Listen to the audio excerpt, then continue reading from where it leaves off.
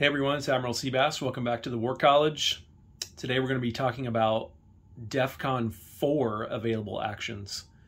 In this game, we're on the U.S. Global Command turn 3.4, and the United States has just gone to a high enough income level that the United States is now at DEFCON 4, which means that it has additional actions that it can take.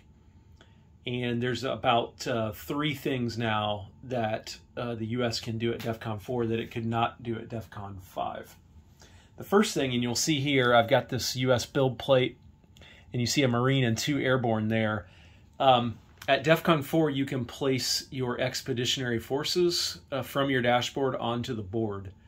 And U.S. Global Command has 1 Marine and 2 airborne units in their expeditionary forces, and now the U.S. gets to place those.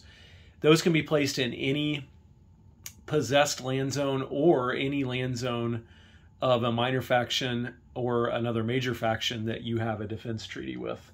So the U.S. can place these in any U.S. possessed land zone, or could even place it in a NATO land zone, or say a minor faction that it has a defense treaty with, like Israel or Egypt or Panama, let's say. So the only caveat to the placement is the airborne has to be placed, if you don't place it in home country and you place it in a minor faction or another major faction, the airborne has to be at an airbase, the Marine has to go in a land zone that has a port or a naval facility of some kind.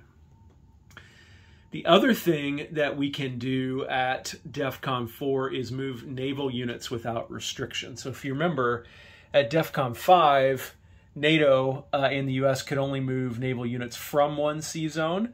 Now, naval movement no longer has any restrictions on it whatsoever. And that's going to come in handy for the U.S. because the random event is Walker Spiring, and that hampers the ability of the U.S. to move subs around, and they really need to get their surface fleets going in order to help protect their subs, in particular their ballistic missile subs. So no more naval movement restriction. And the last thing the U.S. can do at DEFCON 4 is airstrikes on active minor factions. And so the PRF is considered an active minor faction. And so at DEFCON 4, the U.S. can launch airstrikes against PRF land zones.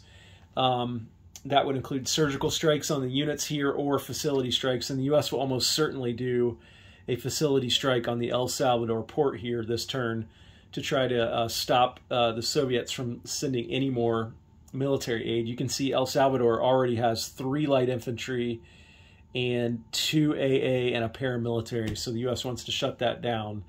PRF could actually expand to Honduras here if the U.S. can't take out that insurgent, so they might want to do a facility strike on the minor port in Honduras as well.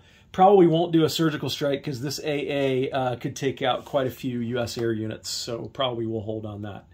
So again, what can you do at DEFCON 4 that you couldn't do at DEFCON 5? You can place your expeditionary forces, you can move naval units without restriction, and you can do airstrikes on active minor factions. All right, hope you enjoyed this lesson. Take care.